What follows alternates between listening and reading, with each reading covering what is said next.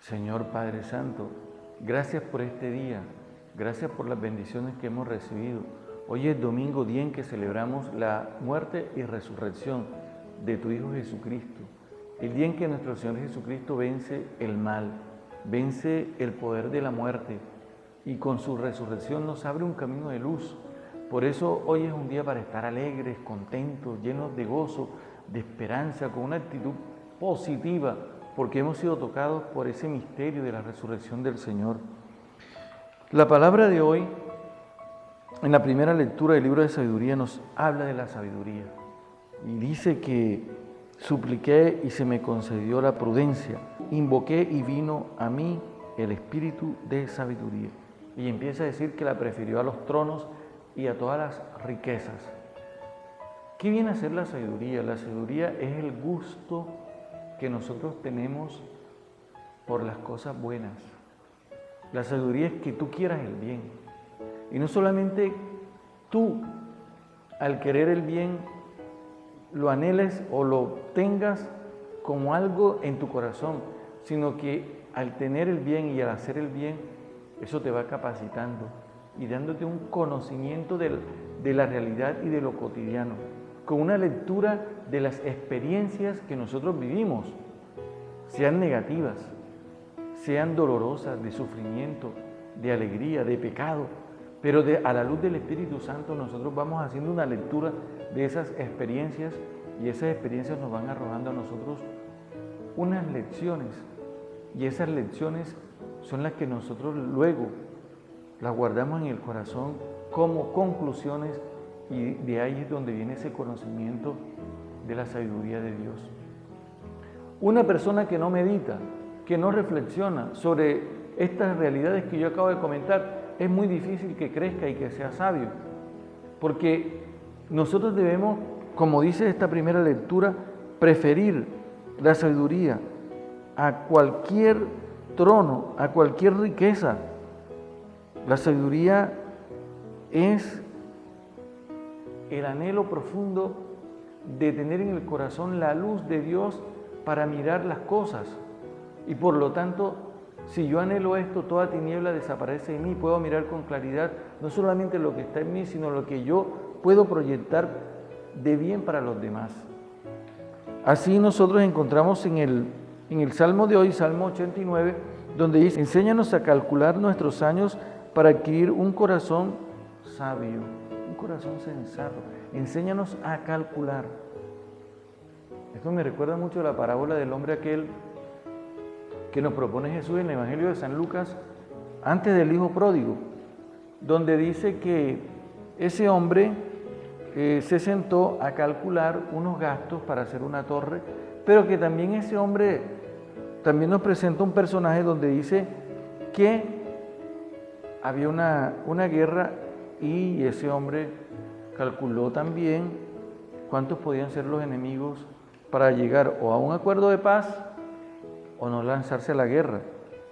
Y me parece muy importante que nosotros, aquí está en el Evangelio de San Lucas capítulo 14, en el versículo 26 en adelante. Y primero dice: si alguien quiere venir conmigo y no está dispuesto a renunciar a su padre, a su madre, a su mujer, a sus hijos, hermanos, hermanas, incluso a sí mismo, no puede ser mi discípulo. Y empieza el Señor. Y luego dice: si uno de ustedes piensa construir una torre, Lucas 14, 28, y empieza, dice: no se sienta primero a calcular los gastos y ver si tiene para acabarla. Y es propio de una persona sabia que calcula, no de manera, diríamos, como puede ser una persona fría. Esta persona calcula, lee, hace una lectura detallada, pero a la luz del Espíritu Santo, pensando siempre en el bien. Vuélvete, Señor, ¿hasta cuándo? Ten compasión de tus siervos. Por la mañana sácianos de tu misericordia y toda nuestra vida será alegría y júbilo, porque ese es el fruto de vivir una vida en las cosas buenas, es decir, de vivir una vida de acuerdo a la sabiduría de Dios, la alegría, el júbilo. Y luego, esa sabiduría no puede adquirirse si nosotros no meditamos la palabra de Dios. si nosotros no dejamos que esa palabra de Dios nos toque en lo más profundo, como va a decir hoy la segunda lectura, que la palabra de Dios es viva y eficaz, más tajante que espada de doble filo, penetra hasta el punto donde se divide alma y espíritu. Toca, es decir, cuando está hablando del alma, está hablando de todas esas realidades internas que nosotros, que nos animan, que esas realidades internas que incluso están relacionadas con los sentimientos. Pero dice, y el espíritu se refiere a la capacidad que tiene el ser humano de captar y percibir a Dios. Es decir, aquella realidad que lleva al hombre a trascender, a buscar lo eterno, lo infinito. Pero también está hablando de aquella parte del hombre que está relacionada con el alma y que podría decirse que va a lo interno del ser humano. Y luego dice esa lectura que llega hasta los deseos, juzga los deseos e intenciones del corazón. Es muy bien. La sabiduría que pasa, que cuando nosotros dejamos que la palabra de Dios llegue hasta nuestro espíritu, hasta nuestra alma, y toque lo más profundo, hasta los deseos e intención del corazón, y nosotros nos presentamos así tan espontáneos ante Dios. De hecho, Dios Padre, con la luz de su presencia, nos va a ayudar a dilucidar y a comprender qué cosas nos pueden estar afectando interiormente, qué cosas impiden que nosotros nos entreguemos a Dios. Y luego encontramos en el Evangelio que hay un hombre que va de camino y se acerca a Jesús y se arrodilla: Maestro bueno, ¿qué tengo que hacer yo para heredar la vida eterna? Y Jesús le dice: ¿por qué me llamas bueno? Y el Señor lo invita a mirar los mandamientos. Ya sabes los mandamientos que son fuente de sabiduría. Los mandamientos no están hechos para quitarnos o privarnos la libertad. Los mandamientos están hechos precisamente para hacernos crecer en la libertad y en sabiduría. Y luego dice el joven: Maestro, todo eso lo he cumplido desde pequeño. Es decir, que es una persona interesante, porque nosotros muchas veces, acogiéndonos a los mandamientos, llevamos una vida recta, una vida correcta, una vida buena.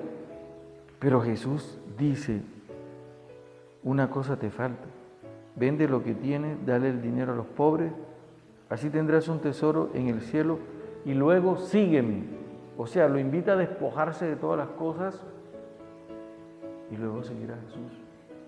Aquí tiene que tener este muchacho una respuesta que va más allá de todas las cosas, una respuesta sabia. Pero ¿los mandamientos acaso no le han dado la sabiduría? ¿Los mandamientos no le han dado la capacidad para responder a lo que Jesús le está preguntando? Sí, pero Jesús le está pidiendo más. Jesús le está pidiendo una configuración con Él.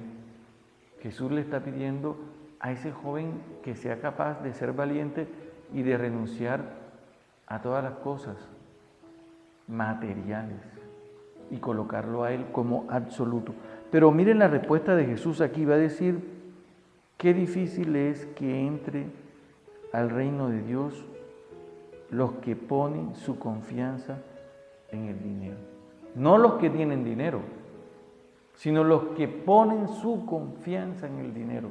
Es decir, que piensan que el dinero es la respuesta a todas las cosas y que es el absoluto.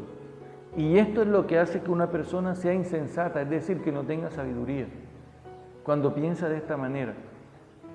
¿Por qué? Porque quien puede darte la respuesta más profunda y sabia en tu corazón es precisamente el Espíritu Santo que Jesús te da para que tú puedas andar en la vida. No como este hombre. Él dijo: yo prefiero seguir con mis riquezas y no seguir a Jesús. Pero es que Jesús lo está invitando a que forme parte de su grupo, que nada más eran 12 escogidos, seleccionados por Él. Jesús le está diciendo: sé mi discípulo, sígueme. No puedo. Pero Jesús descubre que esta persona está afectada, no porque tenga dinero, está afectada porque ha puesto toda su confianza en el dinero y por eso no es capaz de dar una respuesta sabia, como nos puede pasar a nosotros. Pidámosle al Señor que en este día nos conceda el don de sabiduría para gustar lo bueno y saber discernir aquello que nos puede afectar y que muchas veces aparece como algo bueno, pero que no determina, que no ayuda en nuestra realización, en la santidad, en el encuentro definitivo con Dios. Amén.